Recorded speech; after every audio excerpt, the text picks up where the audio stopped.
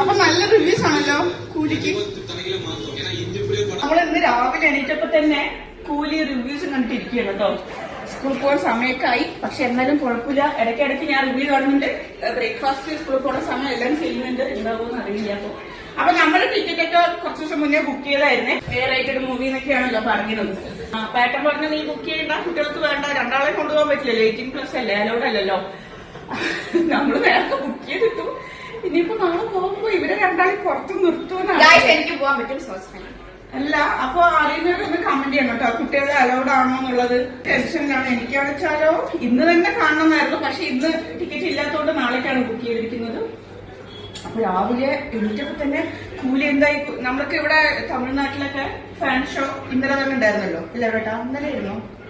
അതായത് early morning ഉണ്ടായിരുന്നല്ലോ. അപ്പൊ വേഗം റിവ്യൂസ് കണ്ടോണ്ടിരിക്കുകയാണ്.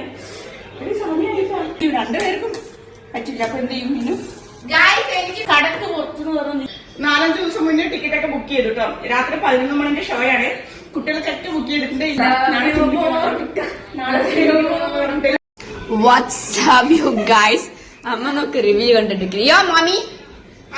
അതല്ല, ഒറ്റ കുട്ടികൾ കാണുന്നില്ല കേട്ടോ റിവ്യൂ പറയണമ്പോ. അല്ല, അതൊക്കെ ഇന്ന് രാത്രിത്തെ ഷോ ആയിരിക്കും. കുട്ടികളൊന്നും ഇന്ന് എന്റെ ഫ്രണ്ട്സ് പോകുന്നുണ്ട് guys. So I can go. പറഞ്ഞ് അവരൊക്കെ പോവും. അതേപടി തിരിച്ച് വീട്ടിലോട്ട് തന്നെ വരും. അതാണ് നടക്കാൻ പോകുന്നത്. അപ്പൊ എന്താണെന്ന് അറിയില്ല. ചിലപ്പോ അലോടായിരിക്കില്ലേ ചേട്ടാ? ഒരുപക്ഷെ.